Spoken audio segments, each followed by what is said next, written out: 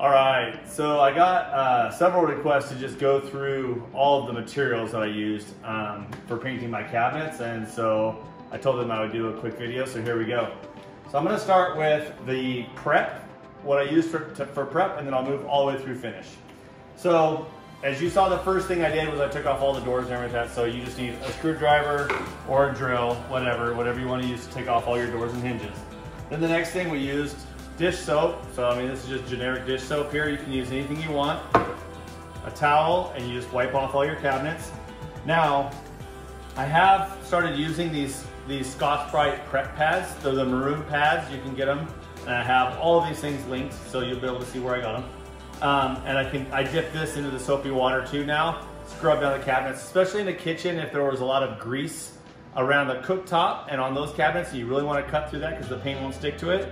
This has worked really well. Plus, it's just a natural, it's an abrasive anyway, and it helps scuff up the surface, and it helps the primer bond to that finished door or cabinet box even better. So, and then you just dry it off with a towel, and that's what I use there. Now, for prepping, after, sometimes you'll see some holes and whatnot, I use two different things to finish. I use this painter's putty from DAP, and I showed how to use that when repairing doors. If there's something bigger, a bigger hole or something like that, then I use Bondo, standard automotive Bondo. Putty knife to apply that, and then I use either sanding sponges or just a plain old piece of sandpaper to sand it down. All right, after you've sanded everything down or washed it all down with your soapy water, the next thing is that you have to mask it off. So obviously you need masking tape. I use the blue masking tape. It's a little more expensive than the tan stuff, or not as expensive as frog tape, whatever. Use whatever you find comfortable. And then I use these 3M tape guns, which I'll also have linked. Just makes it really easy to pull off your length of paper, stick your tape up, mask off your surface. And all you do for that is you use your masking tape and you use a piece of your masking paper, and you're good to go there. So once you have everything masked off, then the next thing I use is Sherwin-Williams Extreme Bond Primer. So I've had a bunch of people say I use this and I use that. Great, there is a million different ways to do it. I just did a video on what I do. So this is the Extreme Bond Primer right now from Sherwin-Williams, and I spray it on with my airless sprayers, and I'll get to that in just a second. But you don't have to thin this out. I have lots of questions. Do I need to thin this out? Not if you spray it on with an airless sprayer. So in my videos, you saw me using both this Magnum X5 from Graco and this Cordless Graco Ultra handheld sprayer. And both of them do an equal job. This one's convenient for small jobs. If you have something a little bit larger, then I like to use my other sprayer. And I'll link those sprayers too. Now, I've had a lot of questions, what tips do I use when I'm spraying this primer? So these are fine finish tips, which mean you can spray at a lower pressure from Graco. This tip happens to be a fine finish. It says FFLP, so fine finish, low pressure, and then this is a 212. So the 2 on there means that at 1 foot away from the surface, it's gonna give me a 4-inch spray path. And then the 12 is just the size of the actual orifice, how much paint it lets out in the tip. So when I use the Extreme Bond Primer, I use a Graco Fine Finish, low pressure, 212 tip, and I do it in one of these two sprayers. Now, it doesn't matter which sprayer you do it in, you just have to know that when you use any of these fine finish low pressure tips, these green tips from Graco, you have to use this blue guard, which is a Rac X or Rac 10 guard, depending on who you talk to, because the normal guard here will not allow for this tip. So they're all interchangeable. They unscrew as easy as this with a hand, and you can put them from one machine to the other. It really is that easy. You can take the tip out, put your next tip in, just like that. You can put it on this sprayer, you can put it on this sprayer, you can put it on any Graco sprayer you want. You can even put it on an extension wand if you want to. I've had lots of questions about which sprayer I prefer to use. I like them both equally. I will tell you that it takes about the same amount of time to clean them both out. So if you think that this smaller sprayer is easier or faster than this, for me it's been about equal. The only thing I do is if I'm spraying maybe a quart or less of paint on a project, I really like to use this because it's just easier because each of these little cups holds a quart. If I'm going to be spraying a gallon or more, I really like to use this sprayer because it just can keep going, and I can just put my dip tube right in my gallons of paint and just keep on churning. So once you use your Extreme Bond primer, you let that dry. You saw all those steps. Then I like to come in and I like to just do a gentle sanding. Once again, I use those sanding sponges. I'm looking for any spots that I kind of overdid. Maybe I had some runs, maybe I got too close, maybe I over applied before the first coat was dry. Sand those down. I'm looking for any imperfections. You can use these blocks. You can use a piece of sandpaper with a wooden block behind you, whatever you want. You're good to go. That's what I do on the cabinet, or on the cabinet boxes themselves. On the cabinet doors, I like to use, see, I have this piece of melamine here, it's just a sample. I like to use these bench cookies when I'm sanding my door. So these ones are from Rockler, and I just put them on my workbench underneath my cabinet doors.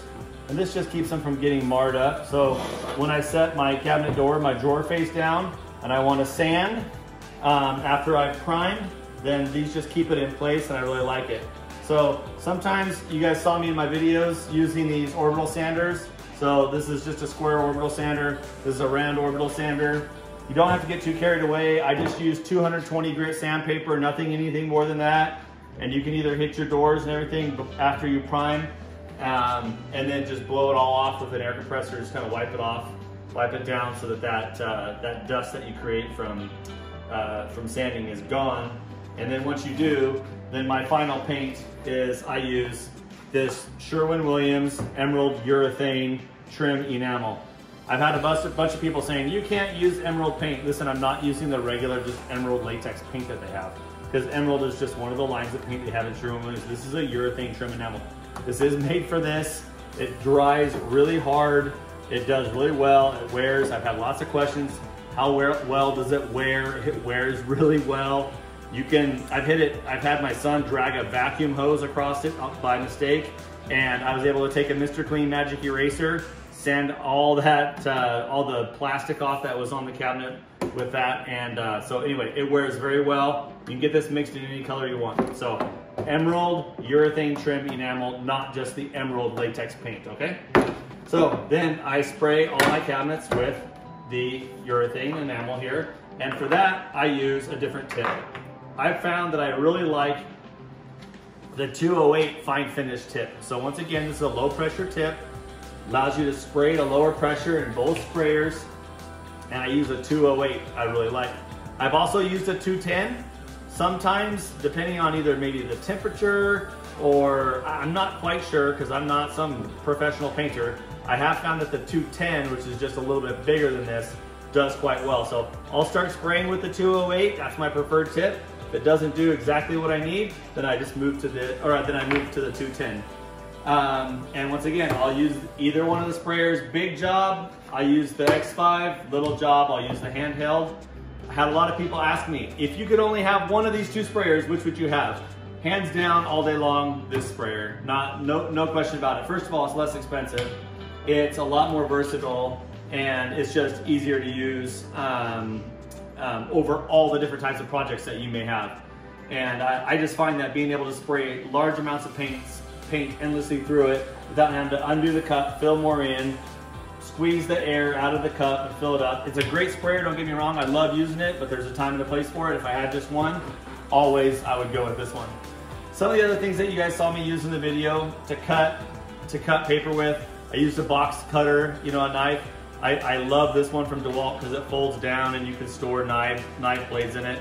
I'll have a link to that.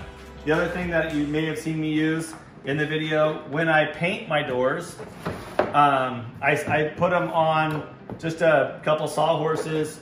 I use these little paint plastic triangles. So these ones are all covered in paint, you can't even tell. But when you first buy them, they are yellow.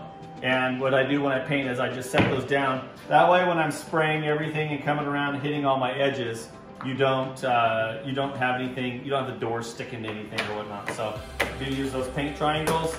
And the other thing that I featured was this vacuum here. This one happens to be from Dewalt. It's just a cordless vacuum. Makes it really easy because it's so portable and easy to just go around, because the enemy to anything we're going to be doing from painting is dust.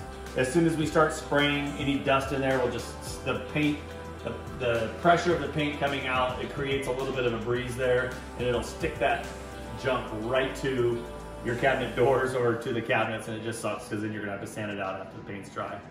And the last thing, which I didn't feature in any of my videos because I didn't have it when I shot those videos, is this Pro Drying Rack from Paint Line. So you can see there's some dust on here, but I use this Pro Drying Rack now when I take all my doors off. So I've created a little paint booth, and I am going to do a video on how I build my little spray booth here in my garage when I'm painting my doors and my drawer fronts. But I like this rack because after I build and do my drawers, I just paint them, and then I can just set them on this rack to dry. And I think there's 25 on each side, so this lets me do 50 doors or drawer fronts all at once, and it doesn't take up a ton of space. I think in some of my videos you saw me just setting doors down on paint cans around my garage floor. So that takes up a lot of real estate, and when I use this rack, it doesn't. I really, really like this rack, so time and space saver. Hopefully, I included everything I used, and if you have any other questions, feel free to shoot me any questions through this channel. I also have a little Instagram page that is also Build with BC, where I do a lot of little smaller daily things, little projects I'm working on, just little updates, and maybe how to use this kind of tool or that kind of tool, or just little tips and tricks that I've learned. So give me a follow on both my YouTube channel at Build with BC and also on Instagram at Build with BC. And if you have any questions, fire them off to me. I'll do my best to answer them as fast as I can. And if there's any content that you'd like to see, please suggest a video for me, and I will, as soon as I can, get it shot for you and get it posted up. Thank you.